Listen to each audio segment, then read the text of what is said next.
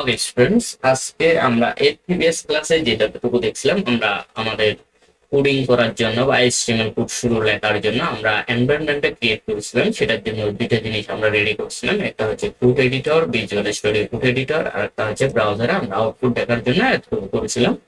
এবং আমরা ওই লেসনে দেখছিলাম হচ্ছে হেডের কাজ কি এবং বডির কাজ কি, এতটুকু আমি তোমাদেরকে ক্লিয়ার করছিলাম। আজকে যেখান থেকে শুরু করব সেটা হচ্ছে আমরা বোর্ডের ভিতরে বিভিন্ন ট্যাগ নিয়ে আলোচনা করব। তাহলে চলো প্রথমে বোর্ডের ভিতরে যে ট্যাগটা আছে আমাদের প্রজেক্ট, আমরা প্রজেক্ট ওয়ানে হচ্ছে শুধুমাত্র বেসিক স্ট্রাকচারটা ক্লিয়ার করছিলাম। আজকে যেটা দেখাবো সেটা হচ্ছে প্রজেক্ট টুতে হেডিং ট্যাগের ব্যবহারটা দেখাবো এবং একটা প্যারাগ্রাফ ট্যাগের ব্যবহার। হেডিং ট্যাগ আর প্যারাগ্রাফ ট্যাগ দুইটার ব্যবহার একসাথে দেখাবো ইনশাল্লাহ। চলো আমরা শুরু করি। প্রথমে আমরা একটা হেডিং ট্যাগের জন্য যেটা লাগবে সেটা হচ্ছে যে ওয়েলকাম টু আমরা ওয়েবসাইট যেটা লিখছিলাম সেটার আউটপুট দেখা যাচ্ছে এইভাবে ছোট্ট করে আছে।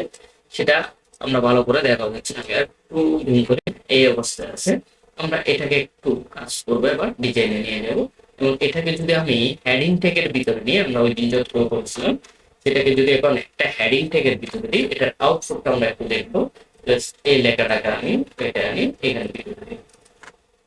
তাহলে এখন আমাদের ওয়েলকাম টু ওয়েবসাইট আমাদের যেটা আগের অবস্থায় ছিল সেটাকে আমরা একটা হেডিং থেকে ভিতরে নিয়ে, তাহলে আমাদের আউটপুটটা একটু দেখি। আমরা সেভ করে রিলোড করে আমাদের ওয়েবসাইটটা, এটা একটু বড় হয়ে গেল। তাহলে কি হেডিং থেকে কাজ হচ্ছে হেডিং দেওয়া, হেডিংটাকে একটু বড় ছোট করা যাবে। তাহলে এস ওয়ান থেকে এস সিক্স পর্যন্ত আমাদের হেডিং আছে। দেখি আমরা এগুলোর একটু ইফেক্ট করে দেখবো।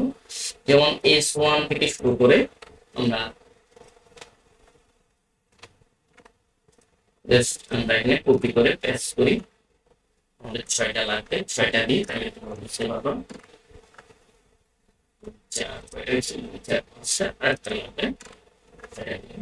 এখন এগুলো আমরা এটাতে করে দিই, এটা হচ্ছে এই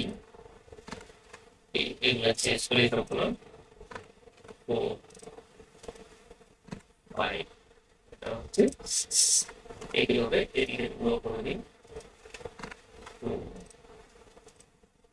3 4 4 হচ্ছে S5, এরপর হচ্ছে S6। আমরা হচ্ছে 6টা ট্যাগের কথা দেখছি, S1 থেকে 6 পর্যন্ত। আমরা একটু দেখি তাহলে আউটপুটটা কিরকম আসে। S1 আমরা প্রথমে দিয়েছিলাম, S3 আর দিয়েছিলাম। তাহলে আমরা এটা দ্বারা কি বুঝলাম, আমাদের হেডিং ট্যাগ আছে হচ্ছে টোটাল 6টা। এটা হচ্ছে S1 হচ্ছে সবচেয়ে বড় হেডিং, আর S2 আস্তে আস্তে ছোট, আর সবচেয়ে ছোট হেডিং হলো S6। তাহলে আমরা হেডিং ট্যাগটা ক্লিয়ার করলাম। এরপর হচ্ছে প্যারাগ্রাফ ট্যাগটা দেখবো বলছিলাম।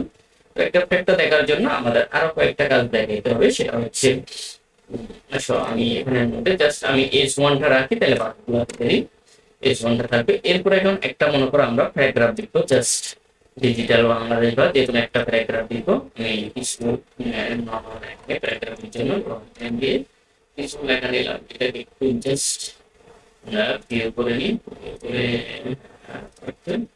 আমরা কিছু লেখা নিলাম। মনে করো আমি একটা প্যারাগ্রাফ লিখতেছি, এরপরে আরেকটা প্যারা নিই, কিছু লেখা নিলাম, দুইটা প্যারা। এটার নাম দিব আমরা প্যারাগ্রাফের নাম দিলাম অটো টেক্সট দিলাম, জাস্ট কিছু না, মানে যে কোনো একটা নাম দেওয়া হবে। আমরা লরেন নামে একটা প্যারাগ্রাফ, আউটপুটটা দেখি এই অবস্থায় আমাদের কি হলো। আমরা লরেন নাম প্যারাগ্রাফ লিখলাম এবং প্যারাগ্রাফটা লিখতে গিয়ে আমাদের কতটুকু হলো। এখানে হচ্ছে নামটা আছে, হেডিংটা প্যারাগ্রাফের নাম, আর এটা হচ্ছে প্যারা। এখন আমি দুইটা প্যারা লিখছিলাম, কিন্তু আমার এখানে প্যারা আসছে কয়টা, মাত্র এক প্যারার ভিতরে চলে আসছে সবগুলো। মানে প্যারাগ্রাফটা হয় না, প্যারাগ্রাফটা মানে প্যারা আকারে পড়ানোর জন্য। তাহলে দেখি এটা প্যারা আকারে পড়ানোর জন্য আমাদের কি করতে হবে, আমি চাই এবং এখানে একটা পিটেক, পিটেক নিলাম। এই যে পিটেকের ক্লোজিংটা, পিটেক ওপেনিং, পিটেক ক্লোজিংটা আমি এই প্যারার শেষে দিয়ে দিলাম একটা প্যারা। তারপর এখানে আরেকটা পিটেক নিব, নিলাম। এই যে এইখানে হলো এন্ডিং ট্যাগটা আমি কেটে জাস্ট শেষের দিকে দিলাম। তাহলে সেভ করি। আমাদের আগে ছিল দুটোটা এক প্যারার মধ্যে ছিল, এখন আমরা দেখি একটু রিলোড করে দুইটা প্যারা দিই। তাহলে প্যারাগ্রাফ ট্যাগের কাজটা কি, দুইটা প্যারা মানে একটা প্যারাগ্রাফকে দুইটা প্যারা আকারে ভাগ করার জন্য, মানে প্যারা আকারে লেখার জন্য প্যারাগ্রাফ ট্যাগটা ব্যবহার করা। তাহলে আমরা এই দুইটা জিনিস বুঝতে পারছি না, যে হেডিং ট্যাগ আর একটা হচ্ছে প্যারাগ্রাফ ট্যাগ। এরপরে আরেকটা আছে আমাদের প্রজেক্ট 2 আন্ডার হচ্ছে অ্যাট্রিবিউট। অ্যাট্রিবিউট গুলো কি আমরা বলছিলাম, অ্যাট্রিবিউট হচ্ছে আমাদের ট্যাগের কাজটাকে কর্মদক্ষতাকে আরেকটু বাড়ানোর জন্য বা সৌন্দর্য বৃদ্ধির জন্য। তাহলে অ্যালাইন অ্যাট্রিবিউটের আমাদের দুইটা কাজ ছিল, আমরা প্রথমে অ্যাট্রিবিউটের ব্যবহার শিখবো, সেটা হচ্ছে অ্যালাইন। অ্যালাইনের একটা কি থাকবে, বেল। বেল অ্যালাইনটা হচ্ছে আমাদের লেখাটা কোন পাশ থেকে শুরু হবে সেটা জানার জন্য। যেমন আমাদের আউটপুটে দেখা যাচ্ছে আমাদের প্যারাগ্রাফের নামটা কি এক পাশে আছে, বাইরে হল বাম পাশে আছে।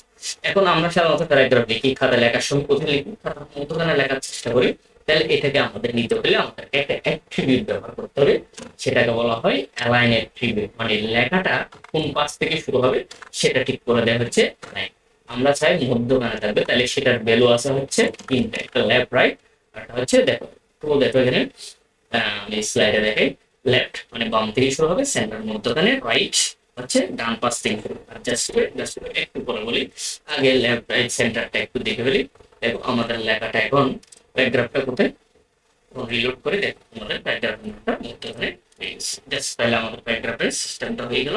তাহলে লেফট মানে হচ্ছে বাম থেকে শুরু হবে, রাইট। এখন যদি আমি এখানে রাইট দিই, আচ্ছা লেফট রাইট সেন্টার তো বুঝলাম, এবার লেফট তো অটোমেটিক বাম থেকে শুরু হবে, আমরা কিছু না দিলেও লেফট থেকে নিয়ে নে। এখন আমি যদি এইটাকে রাইট করি, চলো সেটাকে আমি এই লেখাগুলোকে করে এবার এইখানে একটা লাইন ইউজ করি, একটা লাইন নিলাম, নিয়ে আমি জাস্ট এখানে রাইট রাইট। আমাদের লেখাটা কিভাবে ছিল দেখো, এদিক থেকে সমান ছিল, এদিকে অসমান ছিল। এখন আমি যদি রিলোড করে দেখো, ডান পাশে সমান, বাম পাশে অসমান। তাহলে কি লেফট মানে বাম পাশে, রাইট মানে ডান পাশ থেকে শুরু হবে, আর সেন্টার মানে মধ্যখানে। এবার বাকি আছে জাস্টিফাইটা। জাস্টিফাইটা কোথায়, জাস্টিফাইটার জন্য আমি যদি এখন এই লেখাটাকে রাইট না দিয়ে জাস্টিফাই, এটাতে না, এটাতে থাক আমাদের যে হবে ছিল রাইটটা, আমি এই অ্যালাইনটাকে এখন এইটাতে ব্যবহার করে পার্থক্যটা বুঝতে পারবো। এখানে দিলাম, এখন হচ্ছে জাস্টিফাই। এখন এটাকে যদি জাস্টিফাই দিয়ে আমরা আউটপুটে দেখো, এটা ভাবে ছিল, এটা বাম পাশে ছিল। আমি জাস্ট এই লেখাটা কি হয়ে গেল, দুটো দিকে সমান আকার আছে, মানে এদিকেও সমান এদিকেও সমান। তাহলে যখন তুমি লেফট বা রাইট ইউজ করবে, এক পাশে সমান থাকবে, আরেক পাশে অসমান থাকবে। আর যদি জাস্টিফাই দাও, লেখাটা দুটো পাশে সমান। আশা করি বুঝতে পারছো। তাহলে আজকে আমাদের প্রজেক্ট 2 কি কি শিখলাম একটু রিভিউ করি। S1 থেকে S6 পর্যন্ত হেডিং ট্যাগ গুলোর ব্যবহার আমরা জানি। কি দেখলাম, S1 হচ্ছে সবচেয়ে বড় হেডিং, আর S6 হচ্ছে সবচেয়ে ছোট হেডিং। এরপরে প্যারাগ্রাফ হচ্ছে কোনো একটা লেখাকে প্যারা আকারে ভাগ করে প্যারা আকারে প্রদর্শনের জন্য ব্যবহার করা হয়। এরপরে হচ্ছে আমরা একটা অ্যাট্রিবিউটের ব্যবহার শিখছি, সেটা হচ্ছে অ্যালাইন অ্যাট্রিবিউট, যেটা চারটা ভ্যালু আছে, একটা হচ্ছে লেফট, সেন্টার, রাইট, আর হচ্ছে জাস্টিফাই। মানে বাম থেকে শুরু হবে, সেন্টার মানে মধ্যখানে, রাইট মানে ডানে দিকে, আর জাস্টিফাই মানে দুই পাশে লেফট আর রাইটে সমানভাবে। ধন্যবাদ, আশা করি তোমরা বুঝতে পারছো।